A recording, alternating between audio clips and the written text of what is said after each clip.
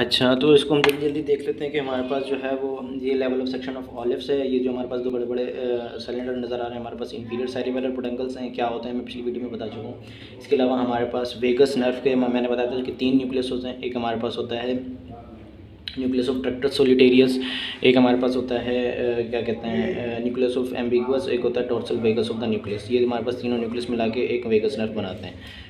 इसके बाद हमारे पास वेस्टिबुलो कॉक्लियर नर्व। वेस्टिबुलो कॉक्लियर नर्व मैंने आपको बताया था कि हमारे पास वेस्टिबुलर के जो है वो 4 न्यूक्लियस होते हैं और कॉक्लियर के 2।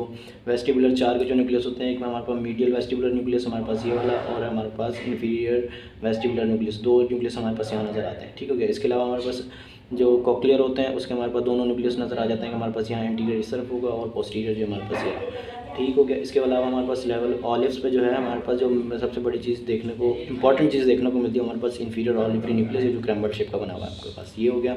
इसके अलावा हमारे पास कॉक्लियर नर्व इसके अलावा ऑलिवरी न्यूक्लियस जो है वो 2 और भी होते हैं, होता है डोर्सल एसेसरी न्यूक्लियस और होता है मीडियल एसेसरी न्यूक्लियस। ठीक हो गया। इसके बाद हमारे पास ये हमारे पास ट्राइजेमिनल स्पाइनल ट्रैक्ट और न्यूक्लियस ऑफ ट्राइजेमिनल ये भी हमारे पास नज़र आता है। इसके अलावा हमारे पास एंटीरियर स्पाइनोसेरिबेलर ट्रैक्ट, टेक्टो स्पाइनल ट्रैक्ट, ये सारे के सारी चीज़ें हमें यहाँ पर नज़र आ जाती हैं। ठीक हो गया।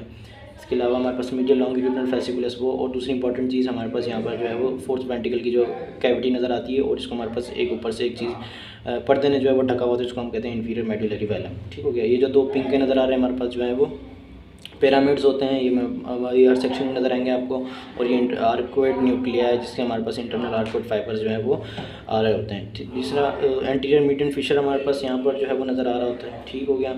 और ये जो बड़ी बड़ी ये आपको प्रोमिनेंस नज़र आ रही है, हमारे पास ऑलिव्स की प्रोमिनेंस होती है। क्यों होती है? न्यूक्लियस की वजह से होती है, ये भी आपको जो है वो बता दी मैंने। ठीक हो गया। तो इसमें अगर कोई मुश्किल है तो मुझे आप कमेंट सेक्शन में बता दीजिएगा, मैं आपको जो है वो दूसरा और जो है वो चीज़ें क्लियरिफाई कर दूँगा।